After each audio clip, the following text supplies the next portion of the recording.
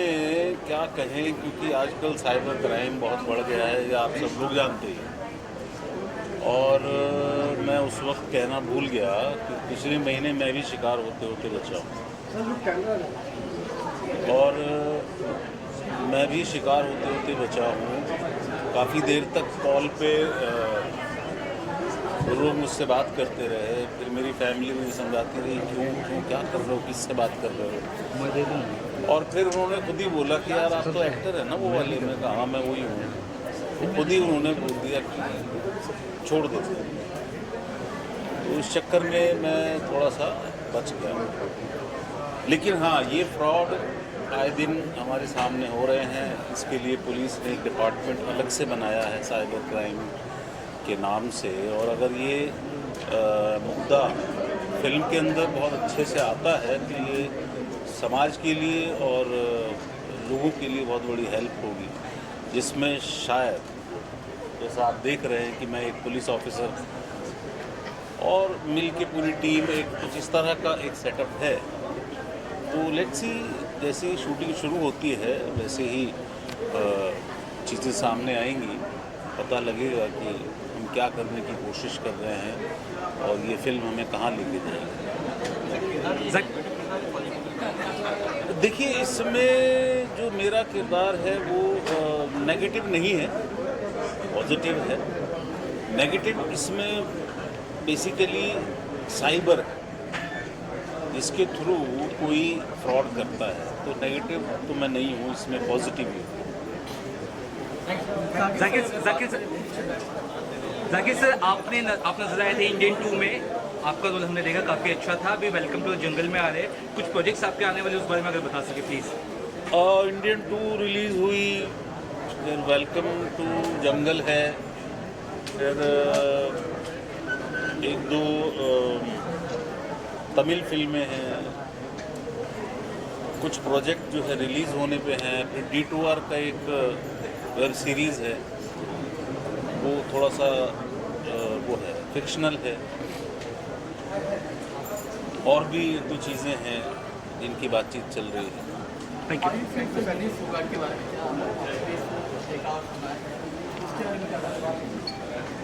यार देखो, मैंने सारे ऑलमोस्ट ओलंपिक के सारे अपने इंडियन प्लेयर्स के मैचेस देखे हैं। विनेश जी का मुझे बहुत बहुत ज़्यादा अफसोस है। और विजेंद्र जी बोल रहे थे कि जो कि ओलंपिक के हमारे मेडलिस्ट रहे हैं, उन्होंने कहा कि हम एक एक रात में 5-5 किलो वज़न कम कर लेते हैं। ये 100 ग्राम कैसे? हाँ, ये 100 ग्राम नहीं हो पाया कम, तो ये बात कुछ समझ में नहीं आई। तो अब पता नहीं, क्योंकि मीडिया पे इतनी बहस है इसके ऊपर कि कुछ लोग कह रहे हैं साजिश हो गई, कुछ लोग कह रहे हैं क्या हो गया।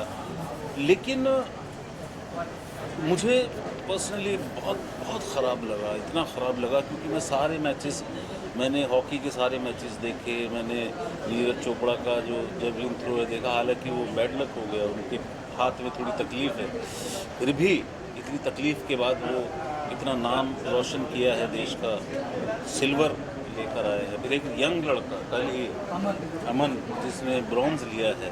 तो देखिए, हमारे प्लेयर्स में ना तो जज्बे की कमी है और ना ही मेहनत की कमी है। कहीं कुछ कमी है तो इसके बारे में सोचना पड़ेगा। मैं डायरेक्ट ऐसे कह दूं कि इनकी कमी उनकी कमी, हालांकि मैं वहाँ बैठा नहीं हूँ, ना ही मैं उस सिस्टम को जानता हूँ।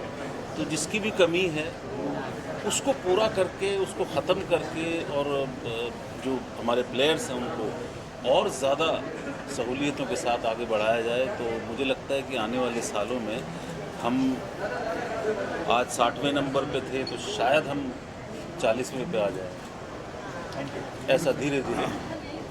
लास्ट मूवी सबको पता था, एक टाइम हो गया अभी जो 2020 दिसंबर 2018 में ओम प्रकाश जिंदाबाद रिलीज़ हुई। और हमारे लेजेंडरी ओमपुरी जी थे, जाकिर भाई थे, सब पूरा फैमिली, जगदीप साहब लेजेंडरी वो भी, और कुलभूषण खरबंदा जी, वो भी तो एक पुराने लोगों को साथ लेकर के हमने किया था उसे। वो भी किसी रियल इंसिडेंट के ऊपर था। और अभी थोड़ा सा टाइम के बाद जो प्लान किया है वो साइबरमैन के नाम से क्योंकि ये टाइटल जो होल्डर हैं वो मनीष गोयल जी। ये मुरादाबाद सिटी है जिसको पीतल नगरी के नाम से जाना जाता है, यूपी के, और वहाँ से आते हैं। एक सिंपल बिजनेसमैन, उनके साथ में कुछ इंसिडेंट हुआ और उन्होंने इतना लंबी जर्नी तय किया और ये साबरमैन का टाइटल लेने के लिए उन्होंने बहुत परेशानियाँ उठाई और फाइनली उन्होंने अचीव किया। उनकी इस स्टोरी और इस प्रॉब्लम, पब्लिक की जो प्रॉब्लम्स है, उनको देखते हुए कि इसको अवेयरनेस के तौर पे आना चाहिए। ये कोई रियल इंसिडेंट है, लेकिन उसको हम लोग फिल्म में पर्दे पे जब लेके आते हैं तो हर इंसान का एक वो होता है कि कोई बोरिंग नहीं हो, किसी की लाइफ देखने के लिए किसी को ज़्यादा जल्दी नहीं होता, इंटरेस्ट नहीं लेता कोई। लेकिन उनकी लाइफ में जो इंटरेस्टिंग इंसिडेंट्स हुए वो किसी सुपरहिट मूवी से कम नहीं थे। तो उसको ध्यान में रखते हुए हमने एक डिसाइड किया कि इस फिल्म को बड़े पर्दे पर, पहले पर्दे पर लाया जाए, जिससे यही एक सोर्स है जो पूरी दुनिया को इसके ज़रिए मैसेज दिया जा सकता है, एंटरटेन किया जा सकता है। और इसलिए इसको हमने पहले पर्दे के ऊपर लाने का ठाना और धीरे धीरे लोग जुड़ते गए, क्योंकि मैं लास्ट 25 ईयर्स से इस इंडस्ट्री में हूँ। आप लोगों के साथ मिलकर के काम कर रहा हूँ बैक टू कैमरा, तो इसको अच्छे तरीके से लाएं और पब्लिक में दिखाया जाए, जिससे कि अवेयरनेस भी हो, लोगों को फ़ायदा भी हो। यही हम लोगों का एक मिशन बना लिया कि ये 140 करोड़ जनता जो हमारे हिंदुस्तान की है बहुत इनोसेंट है, जिसको नहीं मालूम होता है और वो किसी फ्रॉड में, किसी इसमें फंसते चले जाते हैं। तो हमारा टारगेट ये अब जो मिशन है वो हिंदुस्तान लेवल नहीं रह गया, ये पूरे दुनिया के लिए एक मैसेज है। हर जगह साइबर फ्रॉड, क्योंकि डिजिटल हो गया है, पूरा वर्ल्ड डिजिटल उसमें चल रहा है। डिजिटल इंडिया ने बोल करके डिजिटल ग्लोब बोल सकते हैं। तो उन सब के लिए मैसेज है और अवेयरनेस और एंटरटेनमेंट लोगों का। Thank you. जब आपको सुनाई गई और ये जो प्रोजेक्ट आज अनाउंस किया गया, इसके बारे में क्या कहना चाहेंगे आप? बाकी कुछ बहुत कुछ बोल दिया आपने। हाँ, मैं फिर भी क्या ऑलरेडी बोल चुका हूँ और यही कहना चाहता हूँ कि खालिद भाई और हम लोग काफ़ी टाइम से कोशिश कर रहे थे कि एक अच्छा सब्जेक्ट लॉक करें, और बहुत सारी चीज़ें हमारे पास में थी और कन्फ्यूज़न भी था जब ज़्यादा चीज़ें होती हैं तो कि क्या पहले स्टार्ट करें। और ऐसे मोमेंट पे बस ये आप समझ लीजिए कि डेस्टिनी है या ऊपर वाले ने हमको मनीष जी के साथ में मिलवाया, कैसे उन दोनों की मुलाकात हुई, फिर खालिद भाई ने मेरे साथ में वो चीज़ें शेयर की कि यार ऐसी ऐसी एक कहानी है और ऐसा ऐसा रियल ये पूरा इनके साथ हुआ है। तो मैं बोला यार बहुत अच्छा है, मेरे को लगता है सब चीज़ों को पीछे करके और सबसे पहले हमको इस सब्जेक्ट के ऊपर काम करना चाहिए। और बस यही एक चीज़ थी जो हमको लगा कि यार इसके अंदर बहुत मतलब लोग रिलेट करेंगे और बहुत लोगों के साथ में ये चीज़ें हो रही हैं, तो हमने फिर बस इसके ऊपर स्टार्ट किया काम करना। सर, साइबरमैन तो एक बहुत बड़ा सब्जेक्ट है जी जो इंटरनेशनल है जी। और उसके लिए आपने किस तरीके से तैयारी की? सर, इसके अंदर बहुत ज़्यादा हमने तैयारी अलग से कुछ नहीं की है। जो इंटरनेशनल सब्जेक्ट्स हैं वो बहुत टेक्निकली रिच हैं, बट हम ये पर्टिकुलर फिल्म रियल इंसिडेंट से चूँकि इंस्पायर्ड है और जहाँ पे रियल लोकेशंस पे इनके साथ ये चीज़ें हुई हैं उसी को माइंड में रख के और वही रियल लोकेशंस के ऊपर हम जाके शूट कर रहे हैं। तो वो बहुत नॉर्मल और बहुत रियल, उसके अंदर हमने कुछ भी मतलब फिक्शन स्टोरी नहीं ऐड की है। Definitely fiction is there little bit 10-15% to make the bridges कि यार एक इंसिडेंट ख़त्म हुआ और दूसरे पे जाना है तो उनको तो 10 महीने का टाइम लगा। 10 महीने की फिल्म तो हम बना नहीं सकते, तो हमको 2 घंटे में सब कुछ बोलना है। तो ये इंसिडेंट हुआ, फिर ऐसा हुआ था, फिर ऐसा हुआ था, ये हुआ था। तो उन चीज़ों को लेके हमने रियल जो लोकेशंस हैं और रियल इंसिडेंट्स हैं और जो हमको लगा कि यार इसके अंदर सारी चीज़ें हैं, ड्रामा भी है, एंटरटेनमेंट भी है, वो हम लोगों ने पकड़ी। जद्दोजहद करके उस चोर को पकड़ा, उसके बाद अभी तक आपने 5 लाख से ज़्यादा केस सॉल्व किए हैं, और जब ये इनसे मुलाकात हुई डायरेक्टर और हमारे प्रोड्यूसर साहब से, तो फिर क्या आपने इनको सुनाया कि क्योंकि ये नई कहानी होगी, अभी तक पर्दे पे देखी नहीं होगी लोगों ने, तो जब आपने इतने सारे केसेस सॉल्व करते हैं तो मेन क्या टॉपिक होता है, उस केस को सॉल्व करने के लिए क्या तरीका सोचते हैं? एक्चुअली जब ये सब केस हुआ था, मेरा पैसा भी किसी ने निकाला था, तो वो जो जर्नी थी मेरी, जैसे मैंने बोला कि जो मेरी जर्नी थी, जो मैंने परेशानी फेस करी, तो आजकल जब कोई व्यक्ति उसका कॉल आता है तो सबसे पहले मतलब ये लगता है कि यार वो कितना मेंटली डिस्टर्ब है ना, जस्ट लाइक साइबर हिप्नोटाइज, कि वो एक हिप्नोटाइज हुआ है, उसका पैसा भी गया हुआ है, वो इतना डरा हुआ है कि बताते हुए भी उसे डर लग रहा है। और सबसे पहला सवाल उसका क्या होता है, बताऊँ किसे बताऊँ, कौन मेरा अपना है। तो ये एक जो मेरी जर्नी थी उसको पकड़ने की, तो उस जर्नी में लोग सीखते हैं किताबों से, मैंने सीखा चोर से, मैंने उसका एक तरीके से माइंड पढ़ा, यानी कि कहते हैं ना चोरी से बचने के लिए भी चोरी आनी चाहिए। तो वो जो रिसर्च है मेरी, और आज मुझे 7 साल हो गए हैं, और लगभग आई थिंक रोज़ के 10-12 केस मेरे पास आते हैं, जो जिस शहर से आता है, जहाँ से आता है, जितना मैं उसको गाइड कर सकता हूँ उसको मैं फ्री ऑफ कॉस्ट गाइड करता हूँ। हाँ, एक चीज़ लेता हूँ मैं उससे 11 रुपये, मैं उसको बोलता हूँ कि भाई अगर तुम्हारा केस सॉल्व हो जाए, तुम किसी ट्रैप में हो, और अगर वो तुम्हारा केस सॉल्व हो जाता है तो 24 या 48 घंटे बाद अपने पास के किसी भी मंदिर में 11 रुपये चढ़ा दीजिएगा, और यदि आप किसी और धर्म से हो तो वहीं चढ़ा दीजिएगा, लेट्स हो। इससे मतलब नहीं है, क्योंकि वो मेरे खाते में आएगा, उससे कोई नहीं ले पाएगा। मनीष जी, अभी इस फिल्म की शूटिंग शुरू होने वाली है, जो आपने आज देखा 2 कास्ट आपके कैरेक्टर्स के साथ मैच हो रहे हैं, तो क्या कहना चाहेंगे इसके लिए? ये मतलब कुछ जब हम करते हैं अच्छा या बुरा, तो हमें नहीं पता होता हम किस रास्ते पे चल रहे हैं, लेकिन जो वो करता है वो बहुत अच्छा करता है। यदि जिस दिन यकीन मानिए मेरे साथ स्कैम हुआ था, शायद वो जीवन का मेरे सबसे बुरा दिन था, लेकिन आज देख के लगता है कि नहीं, वो बुरा नहीं था।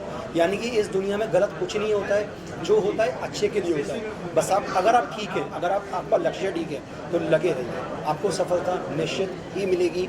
आपको किसी क्रिमिनल के पास आपको पैसा कमाने के लिए कहीं जाने की ज़रूरत नहीं है।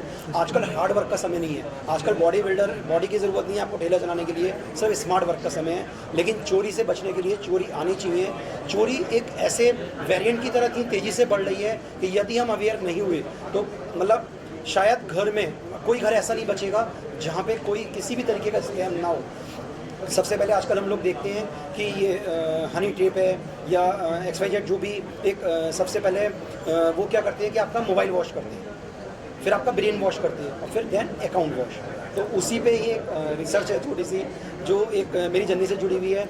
क्योंकि जब कोई किसी फील्ड का व्यक्ति, यानी कि कोई प्रोफेशनल व्यक्ति कोई स्पीच देता है, कहीं बोलता है, कि उसकी वीडियो आती है, तो मैं देखता हूँ कि आम लोग सुनना पसंद नहीं करते। वो शुरू के 5 सेकंड देखते हैं, उसके बाद उस वीडियो को स्क्रॉल कर देते हैं। लेकिन ये देखा है मैंने हम लोगों के बीच, क्योंकि मैं भी एक आम व्यक्ति हूँ, एक बिजनेसमैन हूँ, कि जब कोई आम व्यक्ति बोलता है ना, तो उसकी आवाज़ दिल तक जाती है।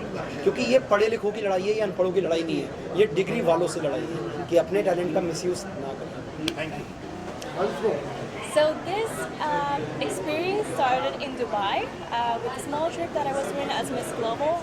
Being here, I believe it's part of my destiny. I was able to be here. So yes, I'm super excited and very excited for this part in my life, this journey that I am about to start. So yes, I cannot talk a lot about my character, but it's something that I was always looking forward to play. So I'm super excited for everything to start, and you showcase a very good movie, that for sure. Are you learning Hindi here?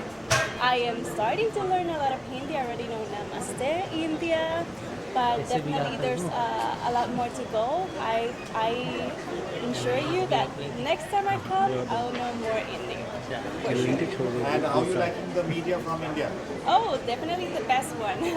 Best one so far. So thank you so much for coming here, for giving me this warm welcoming. It's been an honor for us to be here. Thank you. के बाद अब एक film शुरू हो रही है जिसमें आप एक बहुत अच्छा किरदार कर रही हैं, तो क्या कहना चाहेंगे, कितने एक्साइटेड हैं?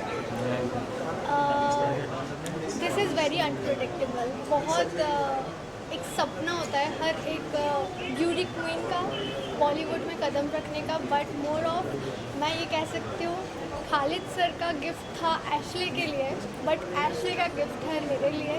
And more of thank you so much sir कि उन्होंने मुझे मौका दिया। I try my best to do that. Yes, more of it's not decided yet, but let's see क्या होता है, देखते हैं। गोल्डन गर्ल को देख के लग रहा है कि साइबर मैन बहुत लंबा होगा।